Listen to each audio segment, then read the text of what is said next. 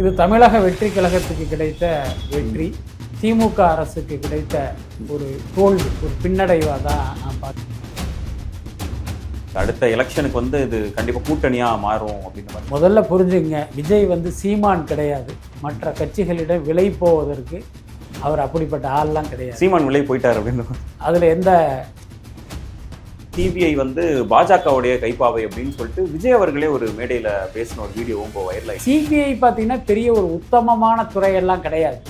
ஆனால் இன்றைக்கு உள்ள சூழ்நிலையில் இந்த விவகாரத்தை தமிழ்நாடு காவல்துறை புலனாய்வு பண்ணாங்கன்னா நீதி கிடைக்காதுன்னு விஜய் நினைக்கிறார். பாருங்க, விஜய்க்காக சிபிஐ விசாரிக்கலான்னு உச்சநீதிமன்றம் கொடுத்த உத்தரவுக்கு பாஜகவினர் கொண்டாடுறாங்க. அப்ப ரெண்டு பேருக்கு ஒரு தொடர்பு இருக்கு, அவருடைய பி டீம் தான் இவர் அப்படின்னு ஒரு நேரேட்டிவ் செட் பண்றதுக்கு வாய்ப்பு இருக்கு. பட் அப்போ எடப்பாடி அவர்களே ஒரு விஷயத்த சொல்றாரு, என்ன அப்படின்னா கூட்டணி பேச்சுவார்த்தைலாம் நடக்க ஆரம்பிச்சிருச்சு, சீக்கிரம் செய்தி வரும் அப்படின்ற மாதிரியான ஒரு இதை சொல்றாரு. இதை எப்படி புரிஞ்சுக்கிறது சார்? முதல்ல தெரிஞ்சுங்க, எடப்பாடியுடைய அந்த பரப்புரை கூட்டத்தில் தாவேகா கொடி இடம்பெற்றதுக்கு ரெண்டு காரணங்கள். ஒன்று, இந்த ஆர்வ கோளாறு தாவேகா தொண்டர்கள். ஏன்னா அவனை தொண்டன்னே சொல்லக்கூடாது, ஏன்னா போன வாரம் வரைக்கும் அவன் ரசிகன் தான். இப்போ பாஜக அங்கே இருப்பதால் இவன் நிச்சயமாக போக மாட்டான். நீங்களே யோசிச்சு பாருங்களேன், இவர் தான் என்னுடைய கொள்கை எதிரின்னு சொல்லிட்டு அதே கூட்டணியில் போய் தாவேகா போச்சுன்னா எந்த மூஞ்ச வச்சுட்டு இவங்க மக்களை சந்திக்க முடியும்?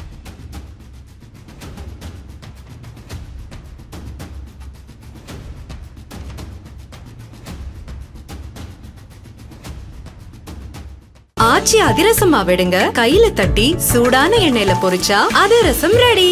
டிபேட் நேயர்களுக்கு வணக்கம். இன்றைய சிறப்பு நேர்காணல்ல நம்ம யாரோட பேச போறோம் அப்படின்னா சீனியர் ஜேர்னலிஸ்ட் பிஸ்மி அவர்கள் தான். வணக்கம் சார். வணக்கம். இந்த கரூர் விவகாரம் சிபிஐக்கு மாற்றப்பட சொல்லி சுப்ரீம் கோர்ட்ல இருந்து ஒரு தீர்ப்பு வந்திருக்குது, அதை எப்படி பாத்தீங்க சார் நீங்க? இது தமிழக வெற்றி கழகத்துக்கு கிடைத்த வெற்றி, திமுக அரசுக்கு கிடைத்த ஒரு தோல்வி, ஒரு பின்னடைவாக தான் நான் பார்க்குறேன். ஓகே. என்ன காரணம் அப்படின்னா, இப்போ இந்த சம்பவம் நடந்த பிறகு ரெண்டு கருத்து இருந்தது. ஒன்று வந்து விஜய் லேட்டாக வந்தார், அதனால தான் இந்த 41 உயிரிழப்பு அப்படிங்கிறது ஒரு கருத்து.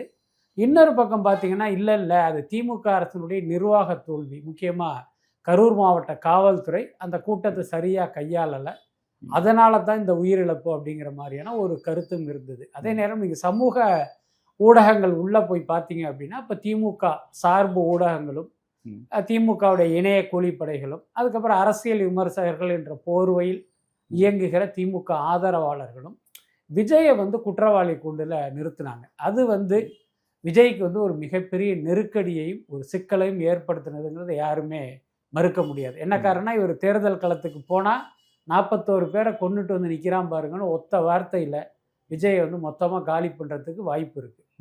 அப்போ இந்த சம்பவத்தில் எங்கள் மீது தவறில்லை அப்படின்னு நிரூபிக்க வேண்டிய கடமையும் கட்டாயமும் தாவேகாவுக்கு இருக்குது, விஜய்க்கு இருக்குது. ஆனால் இங்கே இருக்கிற சூழ்நிலையில் பார்த்தீங்கன்னா அந்த முயற்சிகள் எல்லாமே தோல்வியைத்தான் தழுவியது. உதாரணத்துக்கு இவங்க சென்னை உயர்நீதிமன்றத்துக்கு போனால் அங்கு வந்து இவர்களுக்கு வந்து ஒரு பாதகமான தீர்ப்பு தான் வந்தது. அதுக்கப்புறம் பார்த்தீங்கன்னா இந்த கட்சியினுடைய பொதுச் செயலாளர் புஷி ஆனந்த், நிர்மல்குமார் இவங்களையெல்லாம் பார்த்தீங்கன்னா போலீஸ் தேடுறாங்க, அவங்க வந்து தலைமுறைவாக இருக்காங்க. முன்ஜாமீன் கேட்டு போனால் அவர்களுக்கு முன்ஜாமீன் கிடைக்கல. இந்த மாதிரி தொடர்ந்து அவர்களுக்கு பின்னடைவு கிடைத்த நேரத்தில் இந்த விஷயத்தை வந்து எப்படி நம்ம அடுத்த கட்டத்துக்கு எடுத்துகிட்டு போகிறதுனே ஒரு தெரியாத, இன்னும் சொல்லப்போனால் ஒரு திணறல் வந்து தாவேகா கிட்ட தெரிஞ்சுது. ஸோ இன்னைக்கு உச்சநீதிமன்றத்தில் இப்படி வந்த தீர்ப்பு அப்படிங்கிறது அவங்களுக்கு ஒரு பெரிய உற்சாகத்தையும் தைரியத்தையும் கொடுத்துருக்கும். என்னென்னா, தமிழ்நாடு காவல்துறை இதை வந்து புலனாய்வு பண்ணாங்கன்னா நிச்சயமாக தாவேகாவுக்கு நியாயம் கிடைக்காது அப்படின்னு அவங்க நம்புவாங்க, நினைப்பாங்க. எதனால சார்? இப்போ பாருங்க, தமிழ்நாடு காவல்துறை இந்த விஷயத்தை வந்து கையில் எடுக்குது அப்படின்னா அது தமிழ்நாடு அரசு மீது தான் தவறு அல்லது தமிழ்நாடு காவல்துறை தான் தப்பு பண்ணாங்கங்கிற ஒரு விஷயத்த அந்த அறிக்கையை வந்து கொண்டு வருமா? நிச்சயமா வராது. என்ன அது பார்த்தீங்கன்னா இப்போ மல்லாக்கப்படுத்திக்கிட்டு நம்ம மேலேயே நம்ம துப்பிக்கிற மாதிரியான ஒரு விஷயம்தான் அது. அதுக்கப்புறம் இந்த ஒரு நபர் ஆணையம், இந்த நீதிபதி அருணா ஜெகதீசன் தலைமையில் தமிழ்நாடு அரசு வந்து ஒரு ஆணையம் அமைச்சிருக்காங்க. அவங்களும் கூட பார்த்தீங்கன்னா தமிழ்நாடு அரசை குற்றம் சாட்டி வந்து ஒரு அறிக்கையை கொடுப்பதற்கான வாய்ப்பு வந்து ரொம்ப குறைவு. ஏன்னா அவங்கள வந்து நியமித்ததே தமிழ்நாடு அரசு தான். அப்போ அங்கும் நியாயம் கிடைக்காது, இங்கும் நியாயம் கிடைக்காதுங்கும் போது இப்போ இவர்களுக்கு ஒரே வழி சிபிஐ மாதிரியான தமிழ்நாடு அரசின் கட்டுப்பாடு இல்லாத ஒரு அமைப்பு விசாரிக்கிறது தான். ம். ஸோ அது வந்து வேறு வழி இல்லை, இன்னைக்கு சிபிஐ தான். No. அதை இவங்க கேட்டாங்க, இன்னைக்கு வந்து உச்சநீதிமன்றம் அதை கொடுத்துருக்காங்க. இந்த சிபிஐ விசாரணை வேணும் அப்படின்னு சொல்லிட்டு தாவேக்காவா இருக்கட்டும், தாவேக்காவட்டில் நிறைய எதிர்க்கட்சிகளுமே இதை சொல்லிட்டு இருந்தாங்க, சிபிஐக்கு மாற்றணும் அப்படின்னு சொல்லிட்டு, குறிப்பாக பாஜகவுமே அதை சொல்லிட்டு இருந்தாங்க. இப்போ அண்மையில் நடந்த இந்த அஜித்குமார் கொலை வழக்கு பார்த்துட்டோம் அப்படின்னா, அந்த இதை சிபிஐக்கு மாற்றுறது அப்படின்றது சரியானது கிடையாது. ஏன்னா சிபிஐ வந்து பாஜகவுடைய கைப்பாவை அப்படின்னு சொல்லிட்டு விஜய் அவர்களே ஒரு மேடையில் பேசின ஒரு வீடியோவும் இப்போ வைரல் ஆகிட்டு இருக்குது. இதை எப்படி புரிஞ்சுக்கிறது சார் நம்ம? அதாவது சிபிஐ குறித்து விஜய் சொல்லித்தான் நமக்கெல்லாம் தெரியணும்னு அவசியம் இல்லை. இன்னைக்கு பாஜக வந்து ஒன்றியத்தை ஆளத் தொடங்கிய பிறகு இந்த ஒன்றிய அமைப்புகள் எல்லாமே, இப்போ சிபிஐயாக இருக்கட்டும், இன்கம் டேக்ஸாக இருக்கட்டும், அமலாக்கத்துறையாக இருக்கட்டும், இது எல்லாமே ஒன்றிய பாஜகவினுடைய ஏவல் துறையாக மாறிடுச்சு. எனக்கு இவரை பிடிக்கல, இவர் நமக்கு ஒத்து வரலை, இவர் போய் கடிங்க அப்படின்னா இவங்க போய் கடிச்சிட்டு வருவாங்க. பாதி கடிச்சிக்கிட்டு இருக்கும்போது இல்லை இவர் நமக்கு சரியாயிட்டாரு அப்படின்னா நீங்கள் விடுங்கன்னா அதை அப்படியே கவுனதை கீழே போட்டுட்டு வர்றதெல்லாம் நம்ம பார்க்குறோம். அஜித் பவார் மீது எப்படி இவர்கள் குற்றம் சுமத்தினார்கள், என்னென்ன அமைப்புகள்லாம் அவர் வீட்டு கதவை தட்டுச்சு. அப்புறம் அஜித்குமார் பவார் வந்து அவரோட விலை போனதற்கு பிறகு அதுக்கப்புறம் இவங்க என்ன மாதிரியான நடவடிக்கை எடுத்தாங்கிறதெல்லாம் நம்ம எல்லாருக்கும் தெரியும். அதனால சிபிஐ பார்த்தீங்கன்னா பெரிய ஒரு உத்தமமான துறையெல்லாம் கிடையாது. ஆனால் இன்றைக்கு உள்ள சூழ்நிலையில் இந்த விவகாரத்தை தமிழ்நாடு காவல்துறை புலனாய்வு பண்ணாங்கன்னா நீதி கிடைக்காதுன்னு விஜய் நினைக்கிறார்.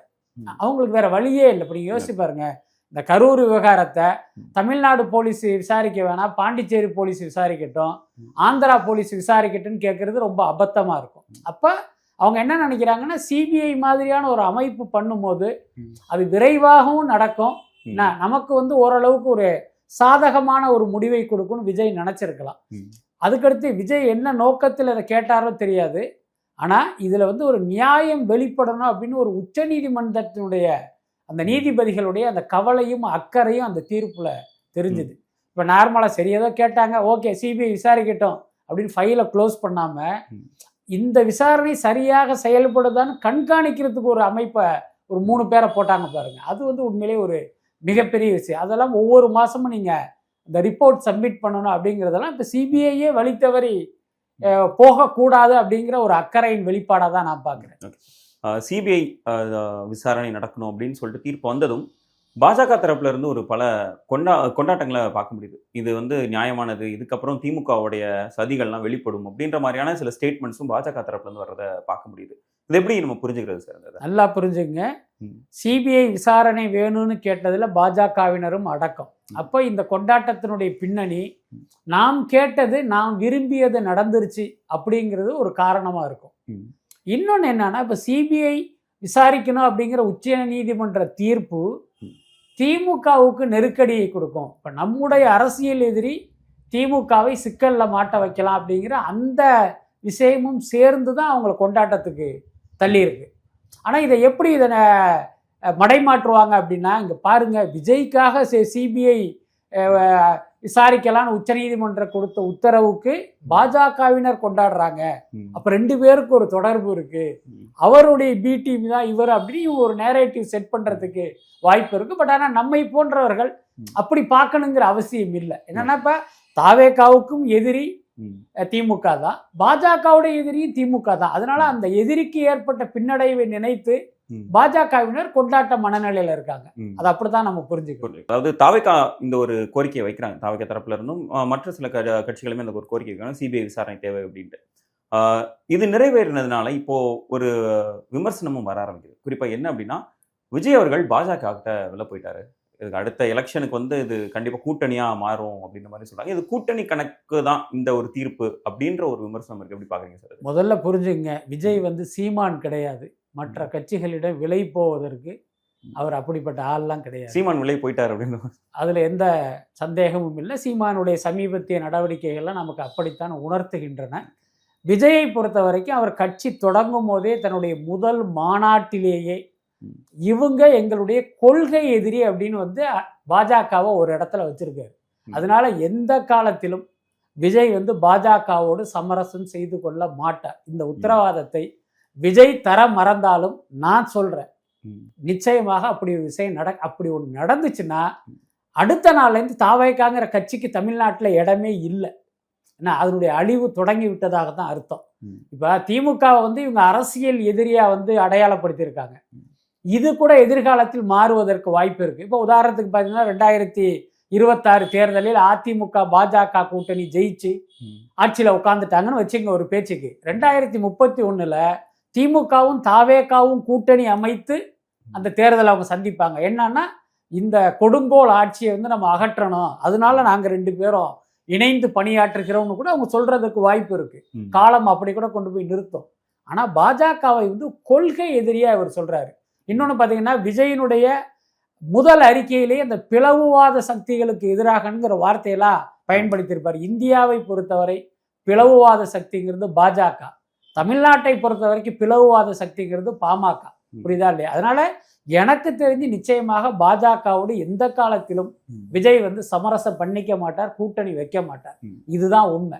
ஆனா இன்னைக்கு நடக்கிற இந்த விஷயங்கள் எல்லாத்தையுமே, அதாவது கரூர் சம்பவத்தில் பாஜகவினர் பார்த்தீங்கன்னா திமுகவை வீழ்த்துவதற்கு, திமுகவை விமர்சனம் செய்வதற்கு தங்களுக்கு கிடைத்த வாய்ப்பாக பயன்படுத்திக்கிட்டு திமுகவுக்கு எதிராக அவங்க கத்தி வீசிக்கிட்டு இருக்காங்க. அதை நீங்க அந்த கண்ணோட்டத்தில் தான் பார்க்கணும். ஆனா இங்க இருக்கிற திமுக இணைய கூலிப்படை பாஜகவுடைய திமுக எதிர்ப்பை என்ன பண்றாங்க, அப்படி மறைச்சிட்டு பாஜக தாவேகா ஆதரவுங்கிற மாதிரி அதை மாத்துறாங்க. ஸோ அதனால தான் இந்த கேள்விகள் எல்லாருக்குமே தொடர்ந்து வந்துகிட்டே இருக்கு. சிபி இவர் கேட்ட மாதிரியே கொடுத்துட்டாங்களே, அப்ப 2 பேரும் கூட்டணி அமைப்பாங்களா அப்படிங்கிற இந்த இதெல்லாமே பார்த்தீங்கன்னா இவர்கள் கிளப்பி விடுகிற ஒரு அவதூறு தான் அது. ஓகே.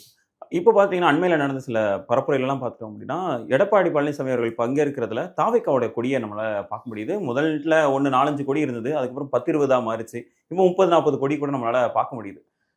அப்படின்னும் பொழுது அதிமுக கூட்டணி தான் இப்போ பாஜகவும் இருக்கிறாங்க. அப்போ எடப்பாடி அவர்களே ஒரு விஷயத்த சொல்றாரு, என்ன அப்படின்னா கூட்டணி பேச்சுவார்த்தைலாம் நடக்க ஆரம்பிச்சிருச்சு, சீக்கிரம் செய்தி வரும் அப்படின்ற மாதிரியான ஒரு இதை சொல்றாரு. இது எப்படி புரிஞ்சுக்கிறது சார்? நம்ம முதல்ல தெரிஞ்சுங்க, எடப்பாடியுடைய அந்த பரப்புரை கூட்டத்தில் தாவேகா கொடி இடம்பெற்றதுக்கு 2 காரணங்கள். ஒன்று, இந்த ஆர்வ கோளாறு தாவேகா தொண்டர்கள். ஏன்னா அவனை தொண்டன்னே சொல்லக்கூடாது, ஏன்னா போன வாரம் வரைக்கும் அவன் ரசிகன் தான், கட் அவுட்டுக்கு பாலை ஊற்றிக்கிட்டு கை தட்டிக்கிட்டு இருந்தவன் தான். இன்னைக்கு திடீர்னு அவன் கழுத்தில் 2 கலரில் துண்டை போட்டதுனால அவன் உடனடியாக தொண்டனா மாறிட்டான். ஆனால் நீங்கள் ஒரு புரிதல் அடிப்படையில் என்ன, அவன் வந்து இன்னும் தொண்டனா மாறலை. அதனால தாவேகாவை சேர்ந்த இந்த ஆர்வ கோளாறு ரசிகர்கள், புரியுதா இல்லையா, இந்த நேரத்தில் அதிமுக நமக்கு சப்போர்ட் பண்ணால் நல்லா இருக்குமேன்னு கூட ஒரு 4 கொடியை எடுத்துட்டு போய் அங்கே டிங்கி டிங்கின்னு ஆட்டியிருக்கலாம், அதுக்கு வாய்ப்பு இருக்கு. அதுக்கடுத்து சில போட்டோக்கள்லாம் வருது, அதை பார்க்குறோம். ஒருத்தர் கையில தாவேகா கொடி இருக்கு, ஆனால் கழுத்தில் பார்த்தீங்கன்னா அதிமுக மஃப்ளர் போட்டிருக்காரு. அப்போ அங்க இருக்கிற லோக்கல் நிர்வாகிகள் எடப்பாடியை சந்தோஷப்படுத்த அல்லது மக்களை ஏமாற்ற அதிமுக கார கையிலேயே இந்த கொடியை கொடுத்து போய் கூட்டமா நில்லுங்கன்னு கூட சொல்றதுக்கு வாய்ப்பு இருக்கு. அதனால இந்த 2மே நடந்திருக்கும், அதுல மாற்றமே இல்லை. எல்லாத்துக்கும் மேல ஒரு கட்சி இன்னொரு கட்சியோட கூட்டணி அல்லது இன்னொரு கட்சியோட கூட்டணி பேச்சுவார்த்தை நடக்குதுங்கிறத யாரு சொல்லணும், யாரு சொல்லுவா, யாரு சொல்வதற்கு அதிகாரம் இருக்கு? அந்த நிர்வாகிகள் சொல்லணும், கட்சியின் தலைமை சொல்லணும். அப்படி இருக்கும்போது யாரோ ஒருத்தன் கொடியை எடுத்துட்டு இப்படி போனாங்கிறதுனால அதை வச்சு 2 பேர் கூட்டணி சேர்ந்துருவாங்க நம்ம எப்படி சொல்ல முடியும்? எனக்கு தெரிஞ்சு அதற்கான வாய்ப்புங்கிறது ரொம்ப ரொம்ப குறைவு. என்ன காரணம்னா பாஜக அங்க இருக்கு. பாஜக இல்லாத அதிமுக கூட்டணியில் இப்ப நம்ம பொது எதிரி திமுக அவங்கள வீழ்த்தியே ஆகணும்னு 2 பேரும் சேருவதற்கு வாய்ப்பு இருக்கு. ஆனா இப்ப பாஜக அங்க இருப்பதால் இவங்க நிச்சயமா போக மாட்டாங்க. நீங்களே யோசிச்சு பாருங்களேன், இவர் தான் என்னுடைய கொள்கை எதிரின்னு சொல்லிட்டு அதே கூட்டணியில போய் தாவேகா போச்சுன்னா எந்த மூஞ்ச வச்சுட்டு இவங்க மக்களை சந்திக்க முடியும்? அதனால எனக்கு தெரிஞ்சு அதுக்கான வாய்ப்பு இல்லை. ஒருவேளை பாஜக கூட்டணி அதிமுகவில் இல்லாமல் போனால், அப்படி ஒரு அதிசயம் நடந்தால், ஒருவேளை அந்த ஏற்கனவே அந்த பாதியோட நின்று போன பேச்சுவார்த்தை மீண்டும் தொடர்வதற்கும் வாய்ப்பு இருக்கு. ஆனா பாஜக கூட்டணி அதிமுகவிடம் இருந்து, பாஜக வந்து அதிமுக கூட்டணியிலிருந்து வராது, என்ன விலகவும் செய்யாது, விலக்கப்படவும் வாய்ப்பு இல்லைன்னு தான் நான் நினைக்கிறேன். என்னன்னா அதிமுக வந்து பாஜகவோட விரும்பி கூட்டணி சேரல, இவங்க ஏதோ ஒரு மிரட்டல் அழுத்தத்தின் அடிப்படையில் வாலண்டரியா வண்டியில ஏறி இருக்காங்க. அப்ப என்ன அர்த்தம்னா இந்த தேர்தலில் அதிமுகவுடைய முதுகுல சவாரி பண்ணாதான் நம்ம வண்டி ஓடும் அப்படின்னு தெரிஞ்சுதான் போயிருக்காங்க. அப்ப எந்த காரணத்தை கொண்டும் அந்த கூட்டணியிலிருந்து பாஜக வெளியில வராது. எடப்பாடியே வந்து ஐயோ நீங்க வேணாயா வெளில போய் கதவை பிடிச்சி கழுத்தை பிடிச்சி தள்ளுனா கூட இவர்கள் போக மாட்டாங்க. இதுதான் நிலவரம். அப்படி இருக்கும்போது எப்படி விஜய் அங்க போவார்? இது மற்ற தொண்டர்கள் ஓகே, பட் ஆனால் எடப்பாடி பழனிசாமி அவர்களே சொல்றாரு கூட்டணிக்கான பேச்சுவார்த்தைலாம் நடந்துட்டு இருக்கு அப்படின்ற துணியில ஒரு பேச்சை சொல்றாரு. அந்த சமயத்துல அதுக்கு பின்னாடி எந்த ஒரு காரணமும் இல்லாம இப்படி சொல்லியிருப்பாரு நம்ம எடுத்துக்க முடியுமா சார்? அதாவது முதல்ல தெரிஞ்சுங்க, எடப்பாடி வந்து ரொம்ப நாளாவே சொல்லிட்டு இருக்காரு, பல கட்சிகளோட பேசிக்கிட்டு இருக்கோம், பெரிய பெரிய கட்சிகள் எல்லாம் நம்ம கூட்டணிக்குள்ள வரும் அப்படின்னு அவர் வந்து ஒரு கிசு வாசிக்கிட்டே தான் இருக்காரு. அவருடைய பார்வையில் நான் நினைக்கிறது என்னன்னா, பெரிய கட்சின்னு சொன்னது அவர் தாவேக்காவை இல்லை. அவரை பொறுத்த வரைக்கும் தேமுதிக வந்தாலே அவருக்கு ஒரு பெரிய கட்சி தான், பாமக வந்தாலே அவருக்கு ஒரு பெரிய கட்சி தான். எனக்கு தெரிஞ்சு எடப்பாடி சொல்வதுங்கிறது இந்த கட்சிகளை மனதில் வைத்துதான். எந்த பக்கம் போறது, எந்த பக்கத்துல அதிகமா நோட்டும் சீட்டும் தருவாங்க அப்படின்னு தெரியாம தேமுதிக பாமகவெல்லாம் இன்னைக்கு தடுமாறிக்கிட்டு இருக்கிறது பாக்குறோம். அது தடுமாற்றம் இல்லை, அந்த வியாபாரத்தை வந்து கடையை திறந்து வச்சுட்டு உட்கார்ந்து இருக்கிறத நம்ம பாக்குறோம். அப்ப இந்த கட்சிகளை வச்சுதான் அவர் இந்த கருத்தை சொல்வதாக நான் நினைக்கிறேன். மற்றபடி தாவேக்காவை மனதில் வைத்து எடப்பாடி சொல்வதற்கு வாய்ப்பு இல்லை. ஒருவேளை இந்த மாதிரி நடக்க சான்சஸ் இருக்குன்னு நினைக்கிறீங்களா சார்? என்னன்னா திமுக வீழ்த்துறதா நம்மளுடைய எய்மா இருக்குது. ஸோ அதனால இந்த கூட்டணியில லைட்டாக விலகிக்கிட்டு தாவேக்காவையும் அதிமுகவையும் ஒரு கூட்டணியாக சேர்த்துடலாம் அப்படின்னு சொல்லிட்டு பாஜக நினைக்க வாய்ப்பு இருக்கா சார்? நம்மளே வெளியே வந்துடலாம், கொஞ்சம் விலகிடலாம் அப்படின்ற மாதிரி நினைக்க வாய்ப்பு இருக்கா சார்? அதாவது தெரிஞ்சுங்க, 2026 சட்டசபை தேர்தலை பொறுத்த வரைக்கும் பாஜகவுடைய நோக்கம் என்ன அப்படின்னா, திமுகவை ஆட்சியிலிருந்து அகற்றணுங்கிறதுங்களாம் அவங்களுக்கு முக்கியம் கிடையாது. நமக்கு கூடுதல் எம்எல்ஏக்கள் வரணும். எதிர்காலத்தில் பார்த்தீங்கன்னா இப்போ அதிமுக கூட்டணியில் இருந்தோம்னா அதிமுகவை முழுங்கிட்டு நம்ம அந்த இடத்துக்கு வரணுங்கிறது தான் அவர்களுடைய நோக்கம். அதனால திமுகவை எப்படியாவது இறக்கணும், அதனால நீங்கள் 2 பேரும் ஒன்றா நில்லுங்க, நாங்கள் ஓரமாக நின்று ஐஸ்கிரீம் சாப்பிட்றோன்லாம் பாஜக வந்து எந்த காலத்திலையும் நினைக்காது. அவர்களை பொறுத்த வரைக்கும் நிறைய வாக்கு வங்கி இருக்கிற கட்சி திமுக அடுத்து அதிமுக தான். அப்போ அவர்களோட ஒட்டி கொண்டு நமக்கு கூடுதலாக நம்ம எம்எல்ஏக்கள் ஜெயிக்கணுங்கிறது தான் அவங்களுடைய நோக்கம். அதனால இந்த மாதிரியான கணக்குக்கெல்லாம் அவங்க வரமாட்டாங்கன்னு தான் நினைக்கிறேன். ஆதவர்ஜுன் அவர்கள் சொல்லியிருந்தாரு, நாங்கள் 16 நாட்கள் கழித்து நாங்கள் போவோம் கரூருக்கு அப்படின்ற மாதிரியான ஒரு விஷயத்த சொல்லியிருக்காரு. 16 நாட்கள் ஆகிடுச்சு. இப்போ சிபிஐ விசாரணை அப்படின்ற ஒரு விஷயத்தையும் உச்சநீதிமன்றம் தீர்ப்பளிச்சிருக்காங்க அப்படின்னு பொழுது இதுக்கப்புறம் அவரோட கரூர் விஷயத்தை எப்படி அணுக போறாங்க சார் தாவேகா? அதுதான் முதல் கட்டமாக அந்த பாதிக்கப்பட்டவர்கள் குடும்பத்தோட விஜய் வந்து சந்திக்க போறாரு. ஏற்கனவே அறிவித்த அந்த நிவாரண தொகையை அந்த குடும்பத்தினருக்கு கொடுக்க போறாரு. அவரே போய் ஆமாம், அதுக்காக தான் இப்ப அவங்க பர்மிஷன் கேட்டது. 17ஆம் தேதி போறதாவெல்லாம் ஒரு தகவல் இருக்கு. அதே நேரம் 41 குடும்பங்களையும் வீடு தேடி போய் விஜய் இதை பண்ணுவதற்கான வாய்ப்பு இல்லை. ஆனா அதுதான் செய்யணும், அதுதான் முறை. புரியுதாங்க? யார் நம்மால் உயிரிழந்தார்களோ அவங்க குடும்பத்தை அங்க தேடி போய் அவங்களுக்கு ஆறுதல் சொல்லிட்டு அந்த உதவித்தொகையை கொடுக்கறது தான் முறை. ஆனா யதார்த்தத்தில் அது சாத்தியம் இல்லை. ஏன்னா இப்ப 41 குடும்பமும் வெவ்வேறு திசையில இருப்பாங்க, வெவ்வேறு ஊர்கள்ல இருக்காங்க கரூரை சுற்றி. அப்ப விஜய் இந்த அத்தனை பேரையும் நேரில் பார்க்கலான்னு கிளம்புனா அதுவே ஒரு ரோட் ஷோவா மாறிடும். யோசிச்சு பாருங்க, ஊடகங்கள் ஒரு பக்கம், இன்னொரு பக்கம் விஜயை வேடிக்கை பார்க்க திரள்கிற பொதுமக்கள் ஒரு பக்கம், தாவேகா தொண்டர்கள் ஒரு பக்கம். அதுவே வந்து இன்னொரு அசம்பாவிதத்துக்கு வழிவகுப்பதற்கு வாய்ப்பு இருக்கு. அப்ப இதை அவாய்ட் பண்றதுக்காக விஜய் என்ன பண்றாரு அப்படின்னா, ஒரு இடத்துக்கு அவர்கள் எல்லாம் வர வச்சு அங்க வந்து இந்த விஷயத்த பண்ணணும் அப்படின்னு தான் சில கல்யாண மண்டபங்கள்லாம் ட்ரை பண்ணியிருக்காங்க. உங்களுக்கு தெரியும்ல, எப்பயுமே பார்த்தீங்கன்னா விஜயினுடைய முயற்சிகளுக்கு முட்டுக்கட்டை போடுறதே இந்த திமுக அரசனுடைய வேலையா இருக்கு. விக்கிரவாண்டி மாநாட்டுக்கு என்ன பண்ணாங்க, மதுரை மாநாட்டுக்கு என்ன பண்ணாங்கிறத பார்த்தோம். அதனுடைய தொடர்ச்சியா இப்ப என்ன பண்றாங்கன்னா, கரூர்ல எந்த கல்யாண மண்டபமும் நீங்க விஜய்க்கு கொடுக்க கூடாதுங்கிற மாதிரியான ஒரு அழுத்தம் கொடுக்கப்படுது. இன்னொன்னு உங்களுக்கு தெரியும், கரூருடைய அரசர் வந்து செந்தில் பாலாஜி, அவர் தான் சர்வ வல்லமை பொருந்திய அரசராக இருக்கிறதுனால இப்ப அவருடைய செல்வாக்கை வச்சு இப்படி ஒரு முட்டுக்கட்டையை போட்டு இப்ப விஜய்க்கு யாருமே கல்யாண மண்டபம் கொடுக்காத ஒரு சூழலை வந்து உருவாக்கிட்டாங்க. இப்ப என்ன பண்ணலான்ட்டு இப்ப அடுத்து சில கல்லூரிகளை வந்து முயற்சி பண்றதா கேள்விப்பட்டேன். ஏதாவது கல்லூரிகளை பர்மிஷன் வாங்கி அங்க இருக்கிற ஆடிட்டோரியத்துல இந்த சந்திப்பு நடத்தணும் அப்படிங்கிற மாதிரி பிளான் பண்ணியிருக்காங்க. பட் இவங்க பிளான் பண்ணது 17.